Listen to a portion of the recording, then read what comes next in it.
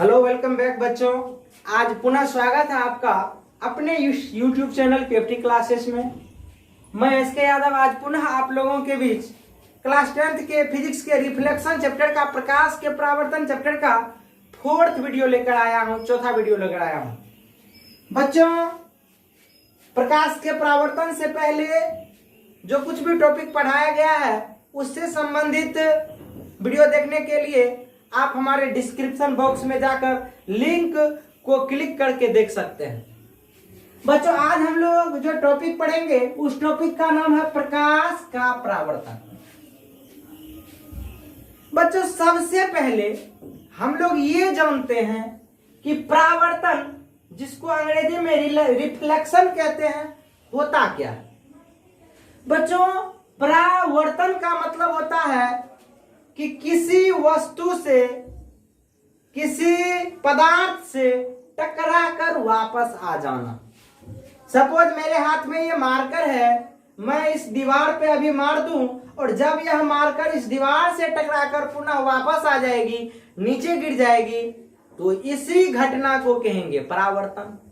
मान लेते हैं मेरे हाथ में कोई बॉल है बच्चों, मैं उस बॉल को किसी दीवार पे फेंकता हूं और फेंकने के बाद जब वह गेंद उस दीवार से टकराकर पुनः वापस लौट जाती है, तो इसी घटना को कहेंगे परावर्तन, रिफ्लेक्शन। तो जब हम मार्कर को फेंके थे तो किसका परावर्तन बच्चों? मार्कर का परावर्तन। जब हम गेंद को फेंकेंगे किसका परावर्तन बच्चों? गेंद का परावर्तन।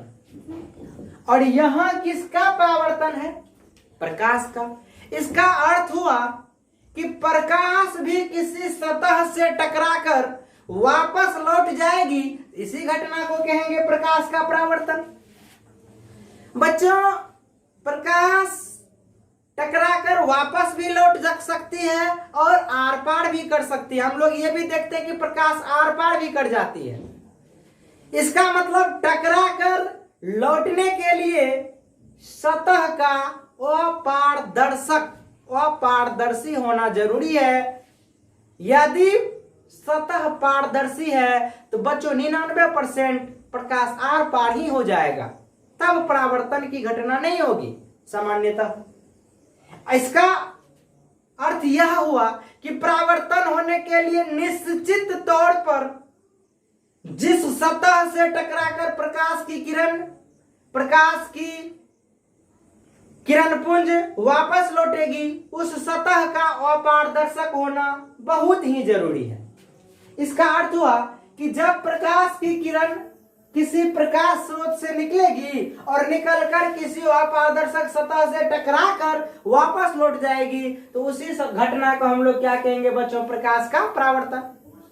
प्रकाश का परावर्तन का अर्थ हुआ कि प्रकाश किसी स्रोत से निकलकर किसी अपारदर्शक सतह से टकराकर पुनः उसी माध्यम में जो लौट जाएगी, इसी घटना को बच्चों हम लोग क्या कहेंगे? प्रकाश का परावर्तन। मान लेते हैं कि बच्चों ये आपका कोई अपारदर्शक सतह है और इस सतह पर एक प्रकाश की किरण आई, और हम लोग जानते हैं बच्चों कि यदि यह सतह अपारदर्शक है तो निश्चित तौर पे प्रकाश की किरण इस सतह से टकराकर वापस लौट जाएगी। तो इस प्रकाश की किरण का इस सतह से टकराकर वापस लौटने की जो यह घटना है, इसी घटना को बच्चों हम लोग प्रकाश का परावर्तन कहते हैं। बच्चों, प्रकाश का जब परावर्तन होता है तो उस समय प्रकाश के परावर्तन से संबंधित कुछ महत्वपूर्ण बिंदुएं जो है उसको हम लोग देखते हैं। तो बच्चों, जो किरण किसी प्रकाश स्रोत से निकलकर आती है तो उसका भी कुछ ना कुछ नाम होगा। जिस सतह से टकराई उसका भी कुछ ना कुछ नाम होगा। टकराकर जो लौट गई उसका भी कुछ ना कुछ नाम होगा। तो बच्चों, प्रकाश स्रोत से निकलकर आने वाली किरण जो अपारदर्शक सतह से टकराती है, उस किरण को बच्चों हम लोग आपतित किरण कहते हैं। आपतित किरण, चूंकि ये किरण आ रही है इसीलिए हम लोग इसको आपतित किरण कहेंगे। बच्चों जिस सतह से टकराया उसके बारे में तो हम लोग जानते हैं, ये कैसा सतह है, अपारदर्शक सतह है यह। और टकरा के जो किरण लौट गई उस किरण का नाम बच्चों परावर्तित किरण होता है। 3 बिंदुओं को हम लोग देखें। इससे आगे प्रकाश की किरण बच्चों जिस बिंदु पर अपारदर्शक सतह को मिलती है उस बिंदु का नाम है बच्चों आपतन बिंदु। इसका नाम हो गया आपतन बिंदु। अब हम क्या करते हैं बच्चों, आपतन बिंदु पर एक नॉर्मल अभिलंब डाल देते हैं जो इस सतह के साथ ये 90 डिग्री का कोण बना रहा है। बच्चों इसको हम लोग अभिलंब कहते हैं, नॉर्मल कहते हैं। इससे आगे जब बच्चों हम लोग बढ़ेंगे तो यहाँ कोण भी कुछ बन रहा है। जब आप देखोगे तो पता चलेगा कि ये भी कोण बन रहा है, ये भी कोण बन रहा है। तो बच्चों ये कोण किसके किसके बीच बना, यह कोण आपको अभिलंब और आपतित किरण के बीच बना। इसका नाम हो गया बच्चों आपतन कोण।